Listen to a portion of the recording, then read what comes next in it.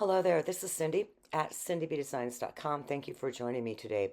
We are going to be focusing on the Florals in Bloom Suite collection that's brand new in the 2025-26 catalog, and all of those products in there. But today we're doing the standalone die cuts, and I'm going to be taking you through a ton of techniques that I could do in the almost half hour of this video, and maybe learn some new things or get refreshed with older techniques. So in front of me, I cut out all the die cuts, and I'm showing you pretty much what comes from what. And I try to cut them up in different pieces of paper so that way there's some contrast there. And with those two large word dies, you're going to have like the outline in black, and then I cut well, the image, not the image part of it, but the skinny part, the skinny word die. And you pop that on top, and those are the rest of the standalone dies in Pretty Florals, and we are going to be working with the majority of them today. So that one die that you see there at the bottom right there, it's a large one, but it'll cut out three of those. I'm going to call them tulips because they look like tulips to me. And then we have all the greenery standalone dies there too. Now, mind you, those two stamp sets in the Suite collection, they work together beautifully. We have stamped stems in the other, well, we got stamped stems in Pretty Florals with another die cut, but with that one, you stamp it and you die cut it, but it'll also hold three flowers like you're seeing up there on the right, any three flowers. And so these two stamp sets and dies completely interchangeable with each other. It's very cleverly designed. So as a design of series paper, and then you get the embellishments. So this is going to be slow to start out with because, I'm kind of pointing what die goes to what there. Those three at the bottom, they're kind of standalone, but that one in the middle, you could pop a tulip on top of that. And then there's that fantastic size leaf. And those three at the bottom there that do those two flowers and the leaf there, they throw in some really good texture, as you can see, of what's in the dies. And then we have that standalone right there that is going to go on top of that die. You could even adhere it to a card base, cut several of them out and make a great background, which I might do. So I invite you to come back and see me on Wednesday when we're going to be making a card using several of these techniques, which will be a lot of fun. But that is one of the die cuts that cuts out in the paper from the designer series paper, and from the Pretty Florals dies that we're working from, you're going to see two die cuts that have like three different places in them that will also cut out the designer series paper. And an example of that is going to be on page 45 of the catalog. So I use those same die cuts out to make what I would call maybe a mask. And we're going to do things with that later on. Right now, okay, that is the dies put together with the stamp set. And that's why I'm going over those three dies would fit on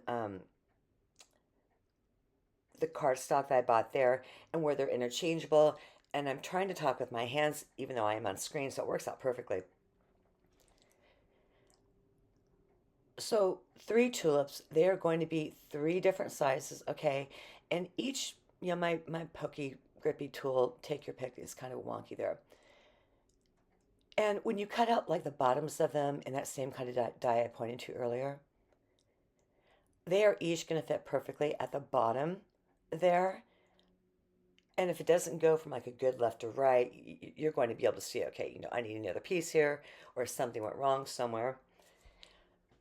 So you see me picking off the sticky part of the take your pick tool. I don't know what happened there. I haven't used that forever, so maybe it just got kind of gunky in the process. Grab like a rubber eraser to go ahead and get that off.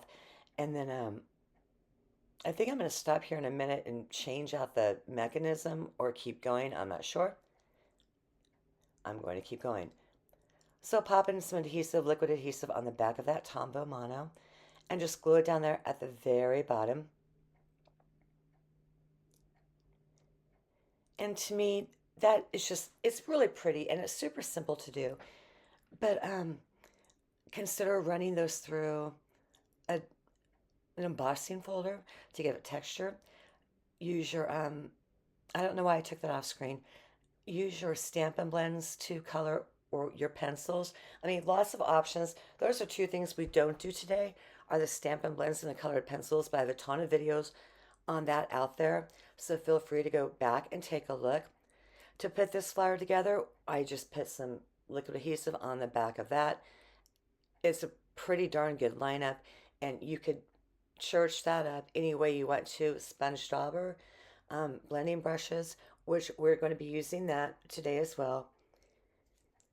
So there, I was thinking about putting that together for you so you can see the word die itself with the shadow.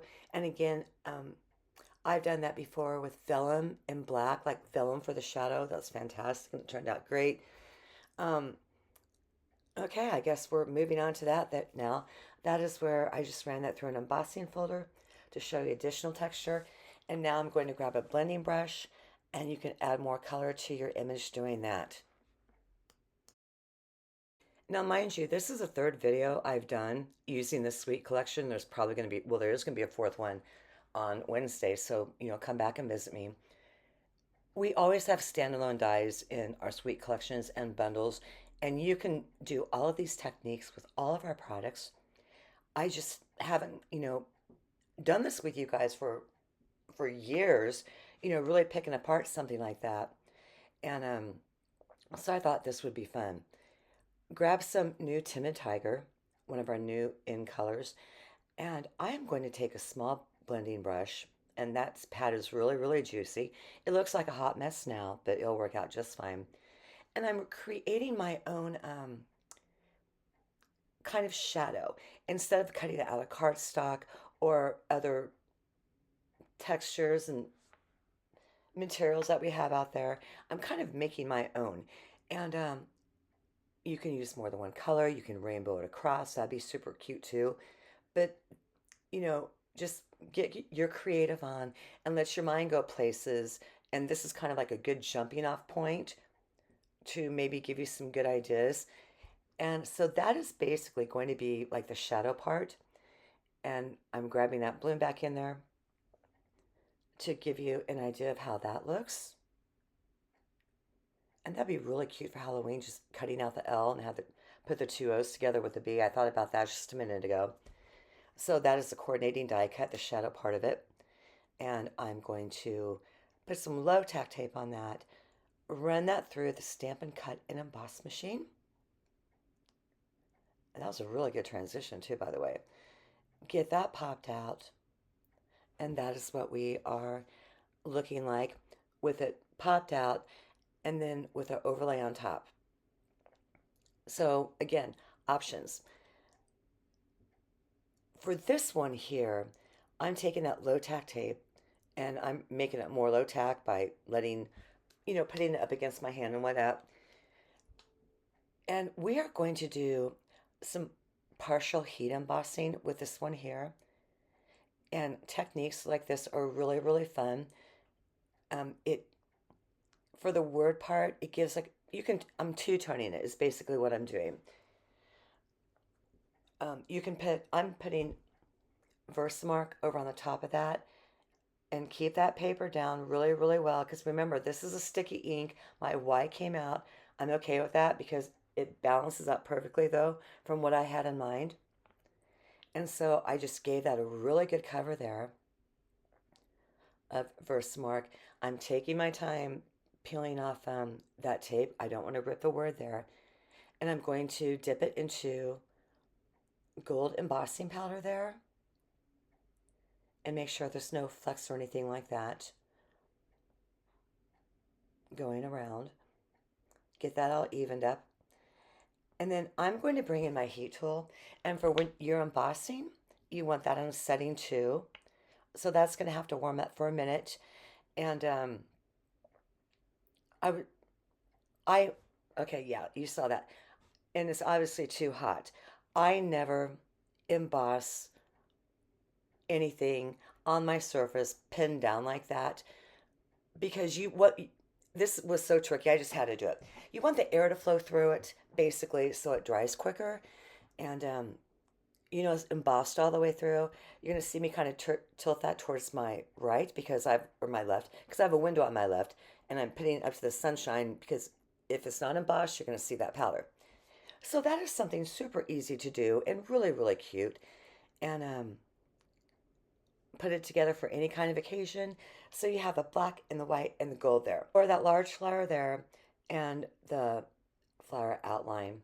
I'm bringing in Berry Burst and Blackberry Bliss. And that's the one that we put together a couple of minutes ago. We are going to be doing some ink blending this time around because I haven't done that too often. So I'm going to use the Berry Burst. You want to tap it off to find your color on the top of the flower there, the line art part of it, because Blackberry Bliss is a lot darker than this ink color, and my blending brushes, they're by the color, not or by the color family, like purple or red, not by the individual color, like real red or something like that. Got that piece of paper down, because I don't want to, you're going to see me look at my fingers constantly because that ink will transfer over. So that's what that flower looks like. And now I'm going to bring in our Blackberry Bliss, and this is a dark color, but it turns out beautiful on this flower here because you can see where the die cut right there, it cut in that texture for you. And when I'm ink blending it, it really shows it up. And when I pull my ink, when I do ink blending, I do it from the back side or the very, very front of it or the sides, like extreme sides, because we never stamp at the very back side of an ink pad. We always do it like pretty much right in the middle. And then that way I get some balance there a little bit. Good ink anytime I want to ink blend. So that's just, one of those things I do. Taking a look at everything there, not quite happy with the top and the bottom of how that looks. I'm going to darken up those edges. So I'm just bringing back in that brush and leaving what's left over on there to finish getting that flower inked up. Yeah, keep looking at the fingers. So I'm going to bring both those pieces back in, and that looks fine just the way it is. But I thought, well, let's, kind of distress it a little bit. And this is cut out of basic white thick cardstock. Those two were.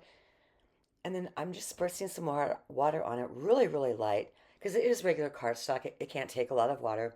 And it kind of gives it that mottled pattern. You can see the water in it where it was splattered. And then just kind of damp it, grab a paper towel and pull that water off. If you use watercolor paper, which we will be doing next time around, or, later on this video, like, is that it? I've like spent all week long doing this, and when I don't do the voiceover within 12 hours, it just, you know how it goes, right? Okay, that is watercolor paper. I should probably cut that out, but I'm going to keep going. So I die cut all of that from watercolor paper again. And this time to do our watercoloring, I'm using the re-inkers. And I'm watering up that paper, and yeah, you saw that splat there, kind of had to move things out of the way. Ideally, how I would normally do this is ink, ink up a couple pieces of watercolor paper and tilt it and turn it and just kind of let the ink go wherever it wants to. You've seen me do a ton of videos on that before, and they're named well enough to where you can figure it out. And you get more of an organic look that way. So with this here, I have the paper wet. I have my re-inker watered down, and I'm just dabbing color onto that and kind of letting it make its own way through the flowers and do its own thing. And you can either let it, if it was on a larger piece of paper, I would let it dry naturally. Or would I heat? I might help dry it up by using the heat tool. But other than that, or use the heat tool to move the ink around on the paper more too. Um, so which is also really fun. I did a video for that for split coast stampers. So you could do the same thing as an grabbing like your, let's see, Stampin' blend marker, scribbling it on that glass mat I'm cleaning up right there, spray some alcohol into it, and then grab that with any kind of brush, but it's going to trash your brush because that is not water based. The reinkers are water based, and so for this, we are using fresh freesia for that little part of the flower. And they're kind of teeny tiny, and I didn't want the mess I had last time, so I just brought in a tea towel. And once again, I'm dabbing the color onto that, and then seeing how everything lines up. And this stuff is really, really easy to do. I mean, how there's a million different techniques to watercolor. You just have to figure out what's easiest for you. Like I said, I like putting it all on one piece of paper and let it kind of do its own thing. And then you can go back in there and selectively move around the cardstock. You can draw on it, um, take a black pen to it, put in your own accent lines. If you look at pages 40 to 47 in this catalog, there's some really good techniques and examples that is shown to you, which is great for this catalog. And I think one of the first ones I've seen this detailed was 7 pages. Doing the same thing for our stems. Now that color is going to be soft seafoam, believe it or not. And it looks really rich there, but it's not. And it's not showing up how I want it to. So it's like, okay, I'm not dealing with this. I just picked up the entire image there, or the stems, and threw it in the our re-inker mixture there, our watercolor, and pick that up and let it all dry. And that is what we are looking like. We got all of our flowers dried there, and I'm bringing in my silicone craft mat, which is a must-have when you do a lot of adhering, especially with things like this. And I'm going to do some tone on tone. I grabbed a Summer Splash Stampin' Right marker, and I used the cap of the pen there, the brush side, to flick on some splatters just to give us some more interest and fun. And I'm going to be doing the same thing with Fresh Freesia on our little accent pieces there on the bottom. Now I know that the green one coming in, that is soft seafoam. But for this one, I decided to use Old Olive instead of soft seafoam. And, it works out. It always does work out one way or the other, right? So with this next part coming up, I'm going to super speed it up because all we're doing is adhering. That's what we're looking like. And I am just grabbing my little tool there, little teeny tiny dots of liquid adhesive on the back. And then after this, it's just a matter of adhering everything. I think I might come up on super speeding this up. I think so, maybe. Yeah, okay, yeah. I'm going like 400% rather than 2 like I normally do. Um, I always say liquid adhesive. That's called like Tombow mono glue or green glue, just in case you're kind of wondering, because we all say something different about it. Got that down. Now, when we do the stems, it looks like it's just kind of weird, but you know what? It really does work out. It can be a little bit of a tricky, gluey mess. Actually, it's really not that bad. I'm just now trying to get everything lined up, and they do line up perfectly. I don't think with this one, it doesn't really matter which flower goes in what order, even though I did put the smallest one in the center there, and the 2 large ones on the side to kind of flare it out for me a little bit. But I think with this here, this is going to be our last technique, and then I'm going to bring them all back into you and recap what we did. Now remember, there's so much more you can do with this. You can take your colored pencils, Stampin' Blends markers, just whatever okay, that's what we're looking like, which I think is super cute. Just whatever you want to do.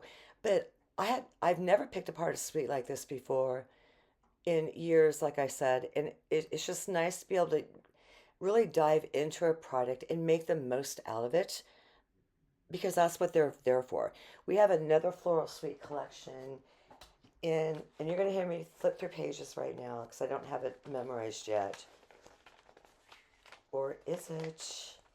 I think it's an online exclusive, but there's like a scrapbooking kit that's in the catalog with that. I'm not quite sure. Anyhow, we will not have a blog link there'll be a blog post just where the video is, which, I'll do that anyway. But I do thank you for joining me today. I hope that you really enjoyed some of these techniques. And please come back again on Wednesday where we will do another video with a card using some of these techniques. So have a great weekend, and I will see you Wednesday.